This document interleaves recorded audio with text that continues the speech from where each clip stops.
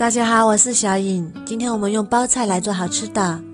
首先把包菜对半切开，再把它切成4瓣，然后装入碗中，加入清水，再加1勺盐和几滴白醋，浸泡10分钟。再准备一把小葱，切成葱花，装入碗中备用。再准备1块生姜，切末，装入碗中备用。再准备半斤猪肉馅，把它倒入热油里翻炒，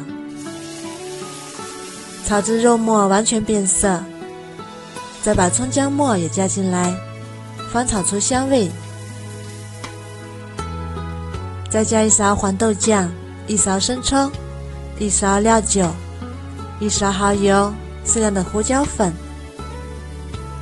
翻炒出酱香味。再把它盛出来备用。再把包菜清洗干净，然后先切丝，再切碎，装入碗中，然后加1勺盐，搅拌均匀，腌制10分钟，腌出水分。再准备一把泡软的粉丝，切碎，装入碗中备用。提前泡发好的木耳也切碎，装入碗中备用。我们的包菜也腌得差不多啦，把它倒入纱布里，然后用力把水分挤出来，尽量挤得干一点。再装入碗中，再把炒好的肉馅也加进来，然后充分搅拌均匀，我们的包菜馅就做好啦。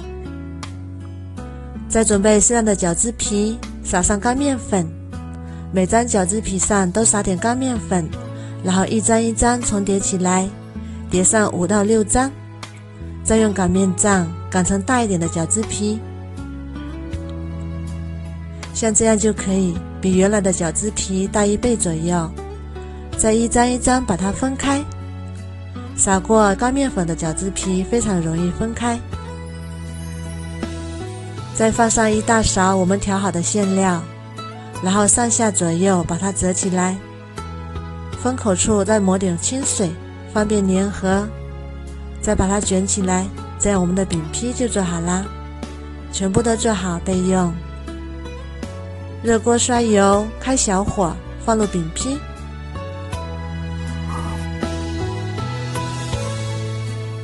表面上再刷点食用油，防止水分流失，然后小火慢煎，煎2分钟左右，给它翻个面，